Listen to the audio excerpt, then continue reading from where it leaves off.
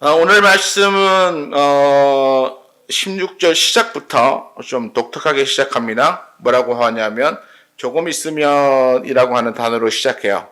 조금 있으면이라고 하는, 우리 한국 사람들은 그렇죠. 뭔가 일이 생기면 잠깐만 이거 잠깐만 있다가 라고 하는 그런 어떤 말들 우리가 많이 하는데요. 그러면 그 잠깐이 사람마다 이렇게 하는 기준이 달라요. 어떤 사람은 잠깐 이르면 금방 자기가 볼일을 싹 보고 돌아오는 한 1분 이내의 시간, 이렇게 말하고, 어떤 사람은 이 잠깐만이라고 하면 자기가 한 5분 정도 이렇게 시간을 가지고 한 그 정도에서 볼일을 보고 이제 돌아오는 시간을 잠깐만이라고 하는데, 때로는 어떤 경우에는 잠깐만 기다리세요 이렇게 말해놓고 가서 한 30분도 있고 1시간도 있다고 그런 사람도 있어요. 그러면 이 잠깐만이라고 하는 시간이 사람마다 기준이 너무 달라가지고 많이 힘들죠. 또 뭐 때로는 이런 사람도 있더라고요. 잠깐만 기다려주세요 이러고는 가서는 안 와요. 그 잠깐만이라고 하는 기준을 어떻게 정해야 할까? 여러분은 어떠세요? 여러분들이 개개인이 가지고 계시는 이 잠깐만이라고 하는 기준은 어느 정도입니까? 정말 1분 이내이신가요? 아니면 5분 정도 또는 10분까지인가요? 아니면 한 30분이나 1시간 정도? 때로는 그냥 잠깐만, 그거는 이제 귀찮으니까, 만나기 싫으니까, 하기 싫으니까, 그냥 이제 가버리고 안 돌아오는 그런 핑계거리로 사용하고 있습니까? 우리는 조금 또는 잠깐이라고 하는 단어들에 대해서 우리는 특정한 시간을 정하지 않고 또는 그 상황에서 주어지는 어떤 여건에 맞춰서 또는 개개인이 자기가 산정하고 있는 어떠한 조금만의 시간을 의미하기도 합니다.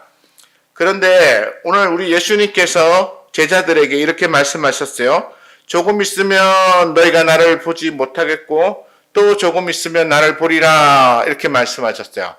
그럼 여기서 조금 있으면이라고 하는 단어는 과연 얼마 정도의 시간을 의미하는가? 궁금하죠? 역사적으로 좀 긴 시간의 의미를 가지고 있는 사람들이 조금이라고 또는 잠깐이라고 얘기하면 그 잠깐은 며칠이 될 수도 있고 몇 달이 될 수도 있고 또는 몇 년이 될 수도 있습니다.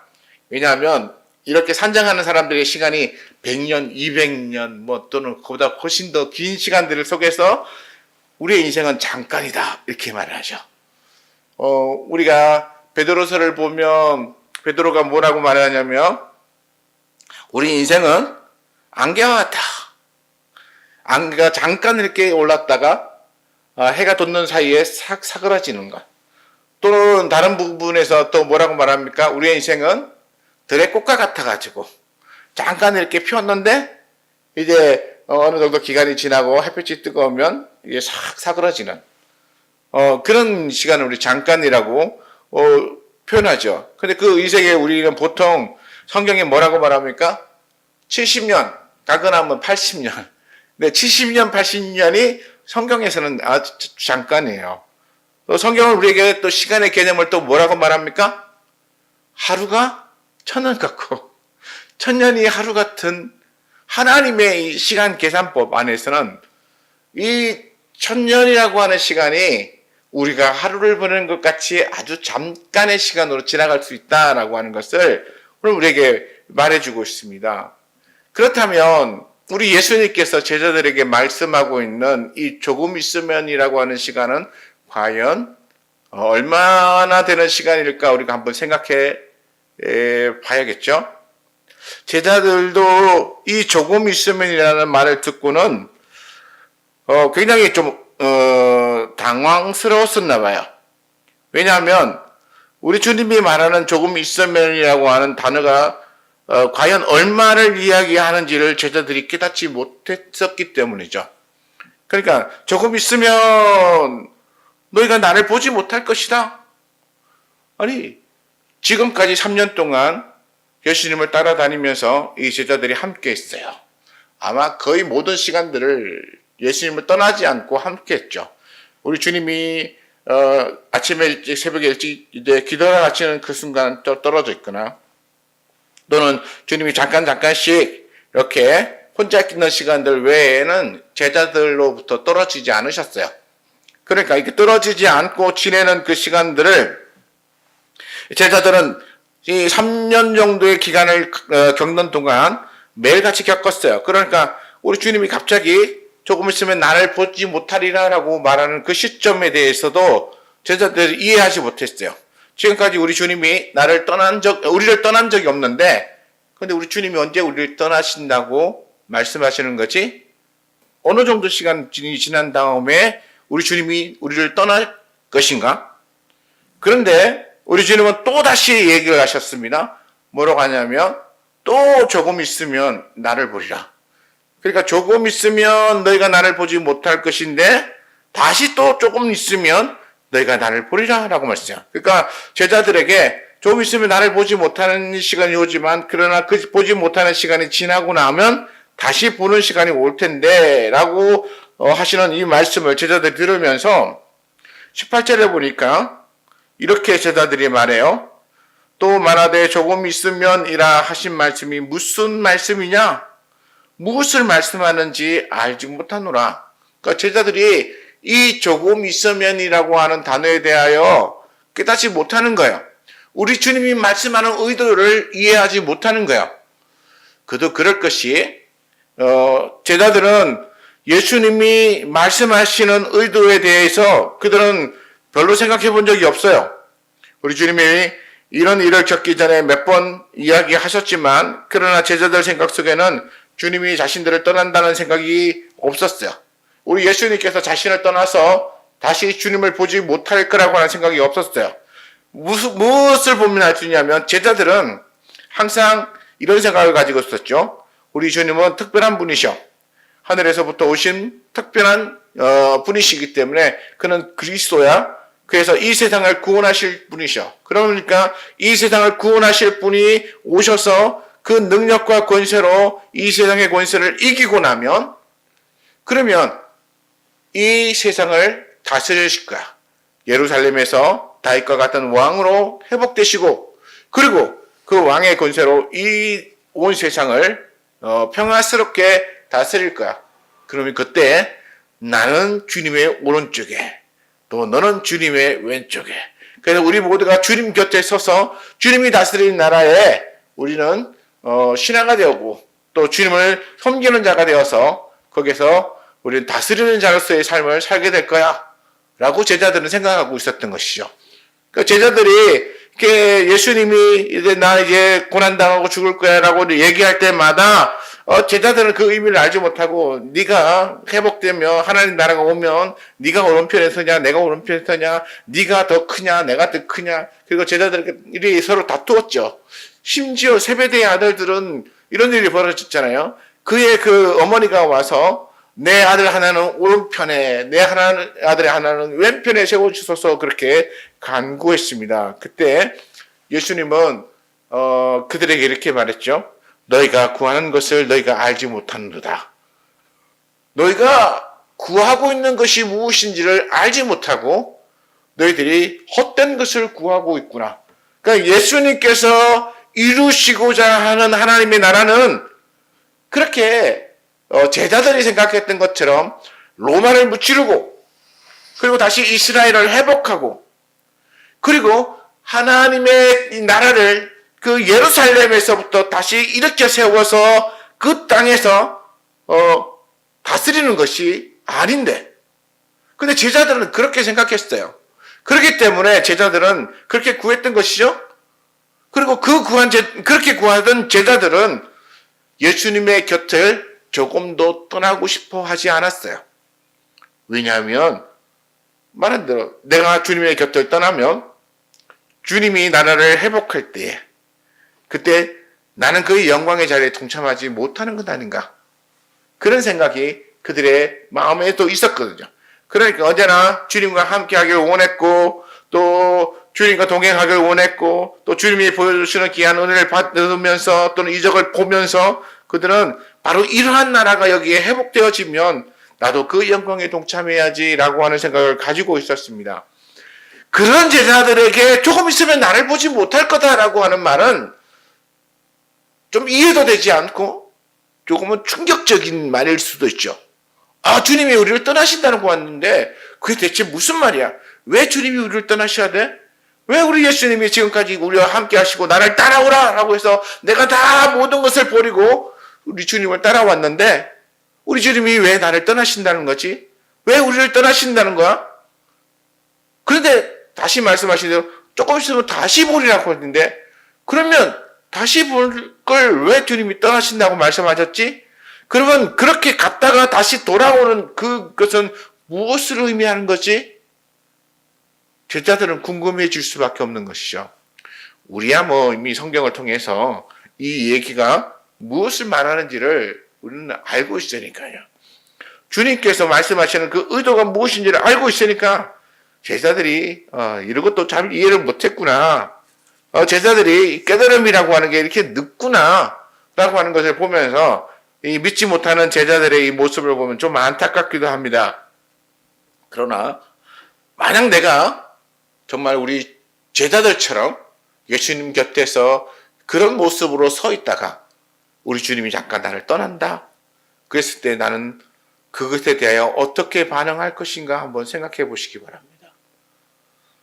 여러분 어떠세요? 여러분 옆에 지금 또는 여러분 안에 여러분과 함께 우리 예수님이 함께 계심을 믿습니까? 흔들림 없이 믿으세요? 어느 순간에도 어떤 상황이 와도 결코 나는 우리 주님이 내 곁을 떠나고 안 계신다는 사실을 나는 그 한 번도 생각해 본 적이 없어 라고 우리는 자신 있게 말할 수 있나요? 우리는 힘들어요. 왜냐하면 우리가 어렵고 내가 원하는 대로 되지 않고 그렇게 많은 상황들이 우리를 아주 불편하고 힘들고 곤란하게 만들면 그러면 우리의 마음이 무슨 생각이 드냐면 주님이 나하고 함께 계시지 않나 보다. 주님이 나를 사랑하지 않나 봐. 나를 요즘 이렇게 외면하시고 또 이렇게 나에 대해서 돌아보지 않는 걸 보니까 내가 뭘 크게 많이 잘못했나 보다. 내가 하나님 앞에 믿음을 지켜야 되고 또 이렇게 바른 삶을 살아야 되는데 내가 그러지 못해서 우리 주님이 내게 많이 화가 나셨나 보다. 그래서 지금 나랑 함께 안 계시는 거 아니야? 라고 하는 의심이 우리에게 들어올 수밖에 없죠. 그러면 우리는 불안해지는 거예요.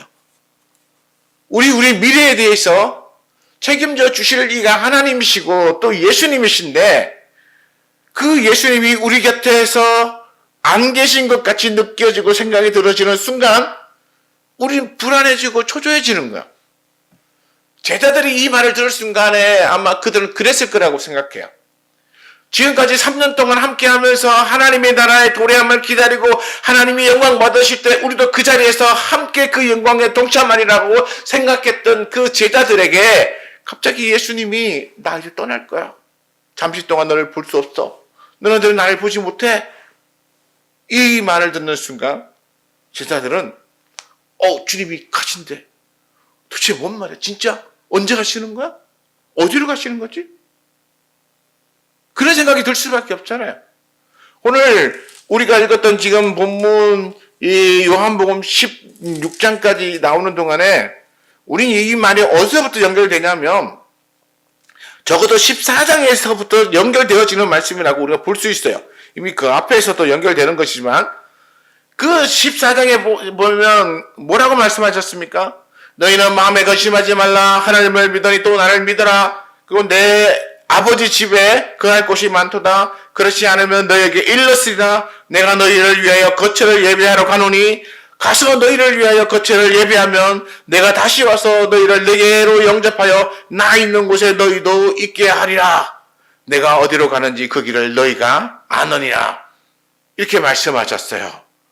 이렇게 말씀하신 우리 예수님의 말씀을 제자들이 기억했다면 그러면 지금 16장에서 말한 대로 잠시 후에 너희가 나를 보지 못할 것이요 또 잠시 후에 너희가 조금 있으면 나를 보리라 라고 말씀하신 말씀이 무슨 말인지를 그들이 금방 이렇게 깨달아야 되고 주님이 아까 말씀하셨지 아버지께로 간다고 그리고 거기서 처소를 예배하러 간다고, 그리고 처소가 예비되면 다시 와서 우리를 그곳에 있게 하겠다고 그렇게 말씀하셨잖아. 그러면 그 얘기인가 보다. 제자들이 그렇게 빨리 이렇게 깨달았어야 되는데 지금 보니까 제자들이 조금도 깨닫지 못하고 있는 것 같아요. 그 17절에 이렇게 말씀하신 것을 들으면서 조금 있으면 나를 보지 못하겠고 또 조금 있으면 나를 보리라 했던 이 말이 대체 무슨 말이냐? 그 조금 있으면이라고 하는 이 말이 무슨 말이냐? 그리고 또 조금 있으면이라고 하는 이 시간적 개념이 대체 얼마를 얘기하는 것이고 얼마쯤 있다가 주님이 우리에게서 떠났다가 또 얼마쯤 있다가 다시 우리에게 돌아오는가? 이 제자들은 그게 궁금할 수밖에 없었어요. 그래서 제자들이 서로 간에 얘기하면서 막 이렇게 속으로 생각하고 있을 때 19절에 보니까 예수께서 그 묻고자 함을 하시고 이러되 내 말이 조금 있으면 나를 보지 못하겠고 또 조금 있으면 나를 보리라 하므로 서로 문의하느냐? 문의한다니 서로 이렇게 물으면서 대체 뭔 말이지 너 알아? 이렇게 야 베드로 너 안드레 너 알아? 이렇게 서로 간에 이렇게 물어가면서 대체 조금 있으면이라고 하는데 그 날짜가 얼마쯤이 지나야 되는 거야? 또 얼마쯤 있다가 다시 오시는 거야? 하고 궁금하는 거죠. 여러분 어떠세요? 여러분 기도하시고 나면 제일 궁금한 게 이 기도가 언제쯤 응답이 될까? 그렇죠? 하나님 앞에 빨리 기도 좀 응답이 되었으면 좋겠다고 기도하는데 기도한 만큼 빨리 응답이 안 되고 이러면 하나님 언제쯤 응답해 주시나요? 이게 시간이 굉장히 궁금할 수밖에 없어요. 제자들도 그랬던 거죠. 시간이 궁금한 거예요. 아니 주님이 떠나신다고 말씀하시는 것 같은데 그 조금 있음이라고 하는 그 날짜가 우리가 며칠을 기다려야 되는 건가? 또는 몇 달을 기다려야 되는가? 몇 년을 기다려야 되는 건가? 라고 하는 그런 궁금증에 빠질 수밖에 없다. 20절에 내가 진실로 진실로 너희에게 이르노니 너희는 곡하고 애곡하겠으나 세상은 기뻐하리라. 너희는 근심하겠으나 너희 근심이 도리어 기쁨이 되리라. 이렇게 말씀하셨죠. 우리 주님은 좀 뭔가 이렇게 직접적으로 딱 이렇게 며칠 있으면 제사장과 헤롯 왕이 보낸 무리들이 와서 나를 잡아갈 거야.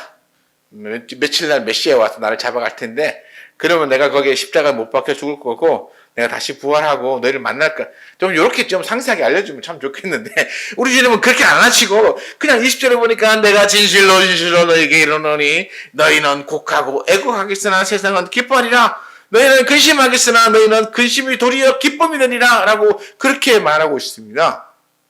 이 말의 의미는 우리는 금방 알 수 있죠. 우리는 알 수 있어요. 그러나 제자들은 잘 몰랐겠지만 이제 예수님께서 이제 제사장들이 보낸 사람들에 의해서 붙잡혀가서 제사장들에 의해서 심판을 받고 그리고 빌라도에게 보내져서 십자가에 못 박혀 죽음을 당할 것이라고 하는 사실을 알고 말씀하시는 거예요. 그러니까 그 일을 당하면 제자들이 얼마나 슬퍼하겠어요. 근심하죠. 베드로도 따라가고 요한도 따라가고 했는데 그 나머지 제자들은 이 붙잡혀간 예수님 때문에 마음에 근심하고 걱정하고 예수님에게서 무슨 일이 일어날까 아마 근심하며 우는 사람도 있을 거고 심지어 예수님이 십자가에 못 박혀서 돌아가시는 그 순간과 죽음의 순간에 아마 수많은 제자들이 눈물을 흘리며 애곡하며 울었을 거라고 생각해요. 여기 보면 그렇잖아요. 너희가 곡하고 애통할 것이다. 내가 십자가에 못 박혀 죽을 텐데 그때 너희는 곡하고 애곡할 것이다. 너희가 너무나 슬퍼하고 마음 아파할 것이다. 그리고 너희들이 그 순간에 모든 소망이 끝난 줄 알고 그렇게 괴로워할 것이다. 그러나 너희는 슬퍼해도 세상은 오히려 기뻐한다. 세상이 기뻐한다는 얘기는 뭡니까?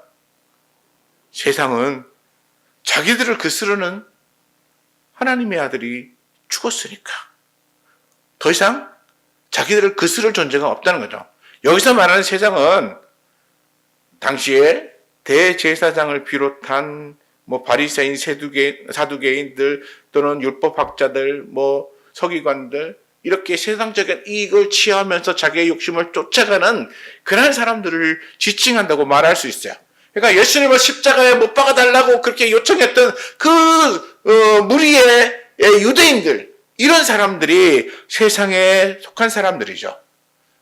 우리 예수님을 알지 못하고 예수님의 죽음에 대하여 관심도 없고, 또 그런 사람이 세상 하나 시끄럽게 했다가 잘 죽었다, 뭐 이렇게 생각하는 사람이 여기에 속할 수도 있을 것입니다.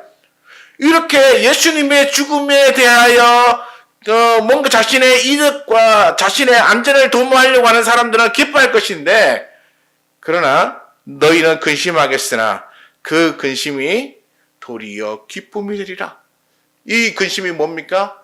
예수님의 죽음으로 인해서 생기는 근심인데, 그 근심이 조금 있으면 도리어 기쁨이 될 것이다 말씀하셨어요. 이건 당연히 십자가의 죽음을 얘기하는 것입니다. 그 십자가의 죽음이 가져다 줄, 제자들에게 가져다 줄 놀라운 사실에 대해서도 우리 주님이 언급하시는 거야. 십자가의 죽음이 가져다 줄 놀라운 사실이 무엇입니까? 이것은 예수님이 십자가에 죽으시고 다시 부활하심으로써 나타나는 놀라운 현상들을 말하는데요. 예수님의 십자가의 죽음은 그냥 그저 죽음이 아니에요.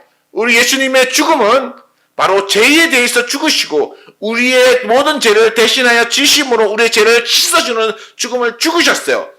그러니까 그 죽음이 당장에는 우리에게 슬퍼 보였지만, 그러나 그 죽음으로 인해서 우리의 모든 죄가 씻어지고 의롭다고 칭함을 받고, 그리고 그것으로 말미암아 우리가 구원을 받아 하나님의 나라에 갈 수 있게 되었다라고 하는 사실은 기쁨인 거죠.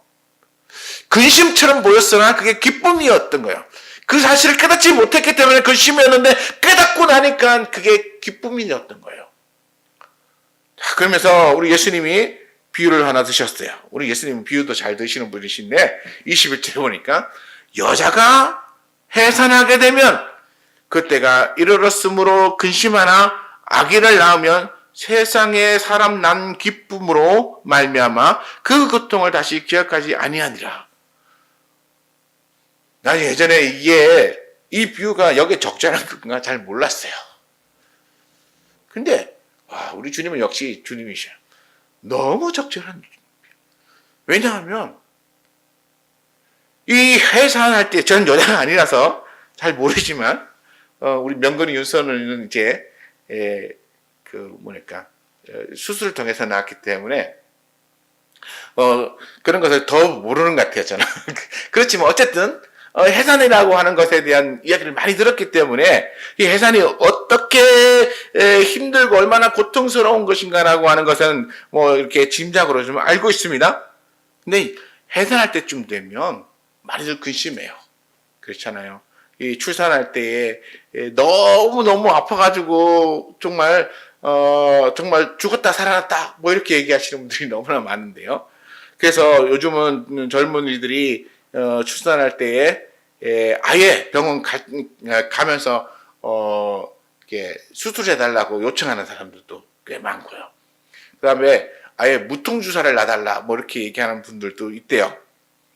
그런데 우리 주님은 이렇게 그렇게 근심하는 이 출산을 앞둔 여인들의 그 마음을 이렇게 아시고 그렇게 근심하고 내가 이 아기 낳음에 대한 이 순간에 느끼게 되는 이 모든 고통을 정말 내가 죽는 것 같이 겪어야만 아기가 태어난다는 사실을 너무나 잘 알기 때문에 그리고 근심하고 가지만, 그러나 아기가 태어나고 나면 여기 나온 것처럼 사람이 세상에 난 그 기쁨으로 말미암아 그 모든 고통을 다 잊어버리고, 제가 우리 여기 하이사랑 하다 보니까 애가 하나밖에 없는 엄마들이 있어요. 그래서 애 낳은 지 얼마 안 된 엄마들은 보면 둘째를 안 낳겠다고 둘째를 안 낳겠다고 해서 아이 혼자 키우던 엄마들이 있었어요. 근데 여기 와서 둘째를 갖고 싶어서 둘째를 낳으려고 하는 마음을 가지고 둘째를 낳은 엄마들이 또 여러 명이 있었어요. 그러니까 너무너무 힘들어서 둘째를 낳기 싫다는 거예요. 그리고 애 하나 키우는 게 얼마나 힘든지 얘 하나 키우는 것도 감당을 못하겠다고 그러면서 자기는 둘째는 생각도 안 하겠다고 이런 엄마들이 있었는데 얼마 지나지 않아서 나 둘째 가져볼까? 또 심지어 난 셋째 가져볼까? 이런 엄마들이 생기더라고요. 그러니까 해산하고 난 후에 아이를 키우면서 기쁨이 생기니까 다시 두 번째 아이, 세 번째 아이도 가져보려고 하는 그런 마음들이 생기는 것 같습니다.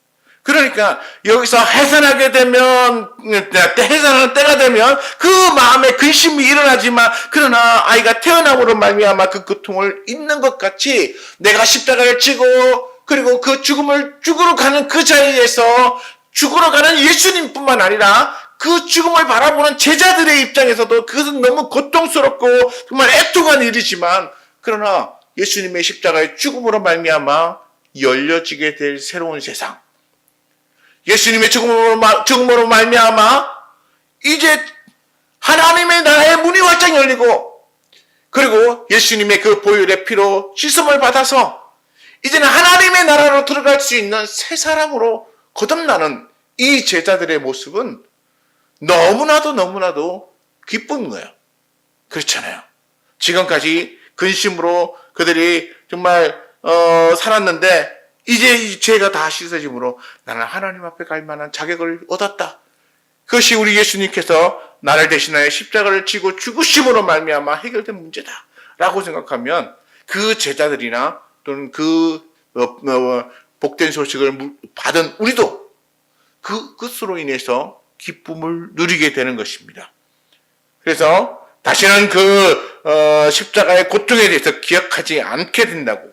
그리고 22절에 보니까 지금은 너희가 근심하나 내가 다시 너희를 보리니 너희 마음이 기쁠 것이요 너희 기쁨을 빼앗을 자가 없으리라. 여기서 여기 기쁨은 아마 저는 두 가지 정도로 생각하는데요. 첫 번째는 십자가에 죽으셔서 그래서 무덤에 묻혀서 제자들이 근심했지만, 그러나 예수님이 사흘 만에 다시 부활하여 제자들의 얼굴을 볼 때에 제자들이 우리 주님이 부활하셨구나, 하나님의 아들이심을 증명하셨구나, 그리고 그 하나님의 아들을 우리가 다시 보게 되었다라고 하는 것으로 기뻐했을 것이라고 생각하고요. 또 하나는 뭐냐면, 우리 아까 14장에 보면 우리 주님이 떠나겠다고 말씀하셨어요. 언제요? 조금 있다가 떠나는데, 왜 떠나냐면 내 아버지 집에 너희 거할 처소를 마련하기 위해 내가 떠난다고 말씀하셨어요. 그러니까 이렇게 제자들에게서 잠깐 떠나시는 이 기간, 그래서 제자들이 예수님을 보지 못하는 그 기간, 그래서 예수님과 이별해야 되는 순간, 그 순간에 제자들은 근심할 수 있습니다. 그러나 제자들은 무슨 생각을 가졌습니까? 우리 주님이 처소가 예배되면 다시 오실 거야. 그러면 그분이 오셔서 나를 하나님이 계신 곳에 데려가실 거야. 그러면 거기서 우리는 영원한 기쁨을 누릴 거야 라고 하는 이 믿음이 그들에게 생기면, 그들은 이 기쁨으로 인해서 너무 기뻐할 것이고, 이 기쁨을 그 이후에는 어느 누구도 빼앗아갈 수 없다는 것입니다. 분명히 십자가에 돌아가셔서 무덤에 장사 지냈던 그 예수님을 봤거든요. 그리고 그 장사 지냈던 예수님이 다시 살아서 눈앞에 나타나고, 심지어 못 박혔던 그 못자국을 보여주고 옆구리에 창자국도 보여주시면서 내가 그 십자가에서 죽었던 예수 맞다라고 하는 것을 제자들에게 증명해 보이셨어요. 그러니까 우리 주님은 죽음을 이기시고 일어나신 하나님의 아들이심을 제자들이 분명히 깨달은 거예요. 우리에게 오셔서 우리를 구원하신 예수님이 바로 그 예수님이라는 사실을 우리가 진짜 제대로 깨달으면 우리에게도 기쁨이 넘칠 거예요. 우리가 예수 믿는다고 하면서 반쯤 의심하고 그 다음에 그게 맞아 안 맞아 잘 모르겠어 막 이런 믿음으로 반쯤 믿고 반쯤 안 믿고 막 이렇게 가다 보니까 이게 흔들리는 거예요. 제가 아까 우리 김혜린 집사님 모시러 갔다 오면서 전에도 했던 생각이지만 갑자기 이런 생각이 또 들었어요. 내가 마음에 좀 의심이 많아서 성경 말씀이 믿어졌다 안 믿어졌다 막 왔다 갔다 할 때가 있는데, 내가 의지가 약하고 믿음이 약해서 때로는 왔다 갔다 해도 성경 말씀 자체는 변함이 없는 거 아닌가? 성경 말씀은 변함이 없이 진리잖아. 그리고 성경 말씀을 통하여서 일어난 모든 역사를 보면 놀라운 진리들이 나타나고, 그동안 우리가 믿었던 많은 믿음의 선진들을 바라보면 이 성경에 기록된 것을 믿고, 그리고 그 믿음으로 인해서 세상 가운데서 하나님의 쓰임받아서 놀라운 일을 한 사람들을 보면, 그러면 이 성경이 좀 진리인 건 확실해. 내가 때로는 이거 믿고 싶어지면 막 믿어졌다가 막 성경이 막 글자가 막 살아서 움직이는 것처럼 막 눈에 들어오고 막 깨달아지고 막 힘이 나고 그럴 때가 있는데, 또 내 마음이 또 가라앉으면 성경 말씀이 좀 덜 믿어지고, 도대체 하나님은 날 사랑하는 거 맞아? 막 이렇게 하면서 의심이 들고 막 그러거든요. 내가 왔다 갔다 하고 내 감정에 따라서 막 이렇게 신앙이, 믿음이 왔다 갔다 한다 할지라도 그거하고는 전혀 상관없이 우리 하나님의 말씀은 진리고, 우리 하나님의 말씀을 진리로 믿은 사람들에게 나타나는 역사들이 그동안 쭉 역사적으로 바라볼 때 있지 않느냐. 그리고 우리 한국교회도 보면 이 말씀을 진리로 믿어서 하나님 앞에 크게 쓰임받은 목사님들, 또는 크게 쓰임받은 장로님, 권사님들도 계시고, 또 선교단체나 이런 곳에서 일어나는 놀라운 일들을 보면 이 말씀이 진리임을 믿었기 때문에 일어나는 것이다. 그러면 이 말씀이 진리는 내가 감정적으로 변화가 있든 없든 상관없이 진리인 건 사실이지 않느냐. 그러니까 내 감정에 내가 나를 맡기지 말고 그냥 하나님의 말씀이 진리란 사실에 대하여 그거 그냥 진리로 믿으면 되겠구나. 뭐 이런 생각을 제가 아까 그 짧은 순간에 집사님 모시러 갔다가 잠깐 기다리고 이렇게 돌아오는 사이에 했어요. 우리 마음에 근심이 일어나지만 그러나 그 근심을 우리에게서 뺏어갈 일은 없어요. 근데 문제는 뭐냐면 그 사실을 내가 깨닫느냐 하는 게 문제예요. 23절에 보니까 그날에 너희는 아무것도 내게 묻지 않을 것이다 라고 말했어요. 왜 묻지 않겠습니까? 깨달았기 때문에요. 우리 주님을 보니까 확실하게 믿어졌기 때문에요. 우리 주님을 보니까 그 말씀이 조금 더 거짓이 아니라고, 지금까지 3년 동안 그들에게 들려줬던 그 예수님의 말씀이 그 자리에서 그대로 이루어진 것이 그들의 눈에 보였기 때문에요. 오늘 우리도 우리 믿음이 잘 안 믿어진다고 해도 믿으세요. 나를 믿지 말고, 내 감정을 믿지 말고, 내가 성령을 믿는 그 신앙의 그 의지를 믿지 말고 성경이 진리라는 사실을 그냥 믿으세요. 나는 왔다 갔다 할 수 있지만 성경은 믿어요. 왜냐하면 이 사실은 변하지 않고 어느 순간 내가 깨달아지면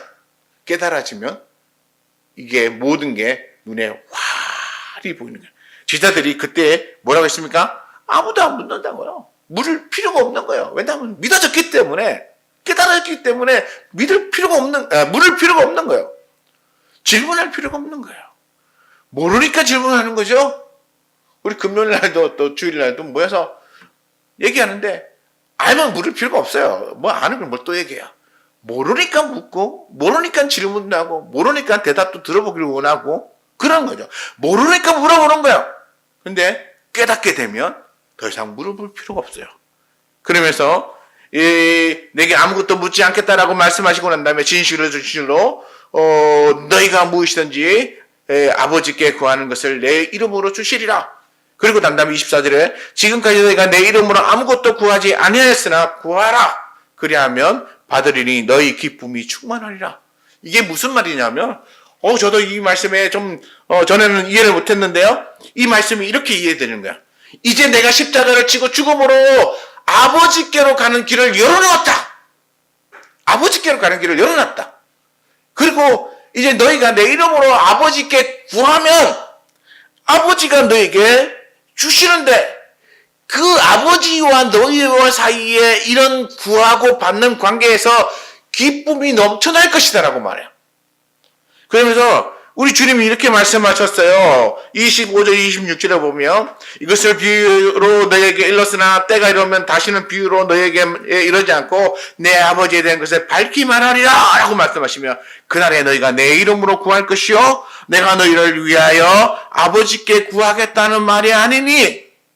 그래서 이게 뭐야? 우리 예수님이 우리를 위해 간구해 줘야 되는 게 당연한 거 아닌가? 그렇잖아요. 우리는 그렇게 알고 있었죠? 우리가 하나님 앞에 구하면 예수님이 곁에 있었다가 바로 저기 밑에 최진규가 아버지께 기도했어요. 하나님 들어주세요. 우리 옆에서 우리 예수님이 그렇게 우리 도와줄 거라고 생각하고 있는데 안 도와준대요. 안 도와준대요. 그래서 왜? 왜 안 도와주지? 그럼 이게 무슨 말이지? 왜 안 도와주신다고 말할까? 이게 이해되세요? 옆에서 너희가 내 이름으로 구했는데 내가 너희를 위하여 아버지께 구하지 않겠다고 하셨어요. 안 구하겠다는 거예요. 그래서 이게 무슨 말인지를 잘 이해가 금방 안 오더라고요. 근데 이 말이 이런 말이에요. 뭐냐면 내가 아버지께 구해야 될 필요가 없다는 거예요. 너희가 내 이름으로 아버지께 구하면 내가 너희를 위해서 따로 아버지께 따로 이렇게 옆에서 중보를 해줘야 될 필요가 없다는 거예요. 내 이름으로 구하는 순간 너희 기도가 아버지께로 직접 가는 거예요. 그냥 중간에 여튼 누구를 거쳐서 가는 게 아니에요. 우리 예수님을 거쳐갖고 예수님이 다 중간에서 다시 또 이렇게 바톤을 넘겨서 건너가는 게 아니에요. 우리 저기 카톨릭에 가면 거긴 기도를 이런 식으로 해요. 사람들이 예수님에게 직접 기도하는 사람들도 있는지 모르겠는데 누구에게 더 많이 기도하냐면 마리아에게 더 기도를 많이 해요.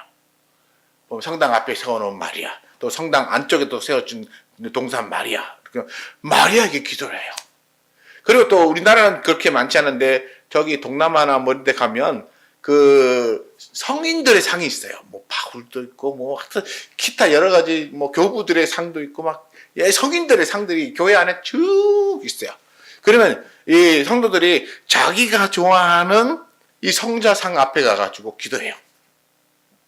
그래서 그 성자를 향해서 막 기도하고 이러면 왜 그 성자들 앞에 가서 기도하냐면 자기가 예수님 앞에 직접 구할 수는 없으니까 예수님 워낙 높으신 분이라 내가 성자에게 구하면 성자가 예수님에게 대신 얘기해주고 그럼 예수님이 들으시고 아버지께 얘기한다. 그 마리아에게 기도하는 것도 마찬가지예요.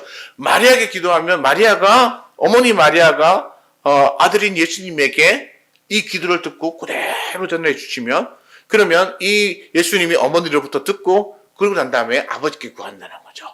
이 마치 그 가나에서 이제 예수님의 어머니가 예수님에게 이 집에 포도주가 다 떨어졌다 이렇게 얘기하시는 것처럼 그렇게 이게 구하면 이렇게 거쳐가지고 이렇게 가서 또 한 달에 이렇게 거쳐서 이렇게 가면 기도가 잘 응답이 된다고. 그래서 우리의 어떤 죄 많음과 연약함 때문에 예수님께 직접 구하는 것보다가 이렇게 옆에 있는 사람에게 이렇게 이제 구하면 오히려 마리아가 듣고 이렇게 해주면 더 확실하게 되지 않느냐. 이건 인간적인 어떤 생각인 것 같아요. 인간적인. 그렇잖아요. 우리도 누구에게 뭔가 청탁하는 사람들 있잖아요. 청탁하는 사람들. 그냥 직접 청탁하기에는 이 길이 이렇게 잘 안 되어 있고 또 이렇게 거리가 좀 있으니까 그 사람하고 잘 이렇게 통하는 친근한 누군가를 찾죠. 그 친근한 누군가를 찾아가지고 그래서 이게 좀 형씨 요번에 내가 뭐 하려고 하는데 조금 중간에서 힘 좀 써줘.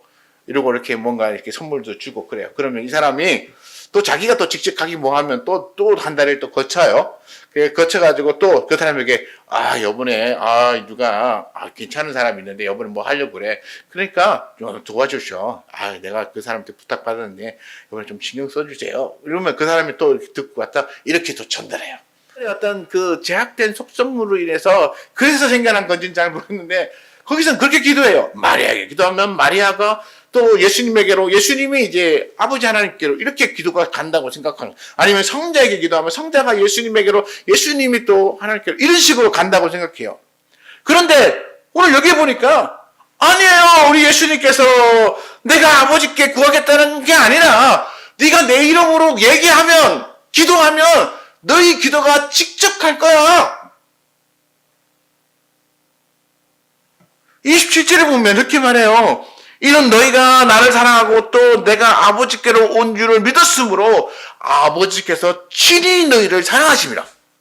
친히 너희를 사랑한다는 얘기가 그거예요. 중간에 걸쳐서 내려오는 게 아니고 예수님을 믿는 믿음으로 인해서 아버지 하나님이 그 믿는 사람들을 직접 사랑하신다는 거. 기도도 직접 올라가고 그리고 예수님 하나님의 응답도 직접 그렇게 내려온다는 거예요. 왜요? 우리 주님이 아버지께로 가는 길이 되어 주어서 우리에게 하나님께로 직통할 수 있는 길을 열어주셨기 때문에요. 그렇기 때문에 길이요 진리이신 예수님이 길을 만들어준 순간 우리는 하나님과 직통하는 거예요. 하나님으로부터 우리의 직통으로 내려오는 거예요. 이게 예수님의 십자가의 은혜이고 또 우리가 하나님과 직접 교류하게 된 것으로 인해서 제자들이 기뻐해야 될 중요한 이유 중에 하나인 거예요.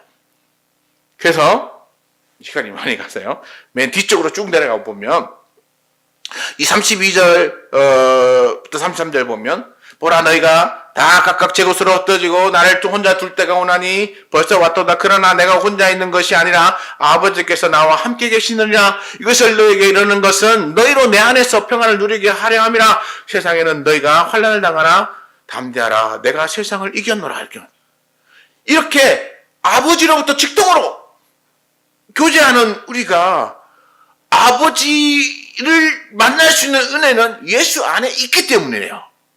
예수 안에 있기 때문에. 근데 아버지 하나님이 예수님을 혼자 두지 않고 아버지 하나님이 함께 계신다고. 그러니까 우리 예수 그리스도 안으로 들어가서 예수님과 함께 계심으로 하나님과 함께 있고 그리고 하나님과의 관계가 직접 이렇게 연결되어지는 것이죠. 그러므로 내가 너희를 떠나서 아버지께로 갈 때, 다시 말해서 아까 이건 십자가의 죽음보다는 제자들을 두고 아버지께 처소를 예비하러 승천하신 예수님의 그 시기를 의미하는 것 같아요. 너희를 혼자 두고 내가 이제 갈 텐데 그때 너희가 이 세상에 혼자 있는 것이 아니니까 근심하지 말라는 거예요. 너희가 내 안에 있고 내가 네 안에 있기 때문에 너희는 나와 함께 있고 내가 아버지께 올라가서 아버지와 함께 있는 동안에 너희는 여전히 내 안에 있는 거다. 그러니까 너희는 세상이 너희를 환난으로 괴롭힌다고 할지라도 너희는 담대하라. 왜냐하면 내가 세상을 이겼기 때문에 세상이 너희를 이길 수 없다는 걸. 그래서 예수님께서 십자가의 죽으심을 통하여서 우리에게 하나님과 함께 있음을 이야기해 줄 뿐만 아니라 세상 가운데 살지만 우리가 세상을 이긴 자가 되었다는 사실에 대해서 말씀해 주는 거예요. 그러니까 우리는 깨달아야 됩니다. 세상이 나를 죽일 것 같이 덤벼들어도 세상은 나를 이길 수 없다는 거. 나를 무너뜨릴 수 없다는 거. 안 믿어주셔도 내가 믿음이 약해서 안 믿어지는 것이 성경이 거짓말하는 게 아니라는 사실을 깨달으시고, 그래 내 믿음이 약해서 좀 덜 믿어진다고 해도 나는 성경은 확실하고 성경은 거짓말하지 않고 성경이 얘기하는 것은 분명히 이루어진다는 사실을 난 믿어 라고 받아들이시면 어느 순간 그 믿음이, 그 말씀이 나의 삶으로 나타날 거라고 믿습니다. 우리 부귀문계 성도 여러분, 조금 있으면 제가 말씀드렸던 이런 일들이 일어납니다. 아니 이미 제자들에게 말씀했던 건데 이미 우리에게 일어났습니다. 믿으시기 바랍니다. 여러분이 믿는 만큼 여러분의 삶 가운데 하나님의 역사가 그리고 하나님의 능력이, 하나님이 부어주신 은혜와 복이 임하실 줄 믿습니다. 기도하겠습니다.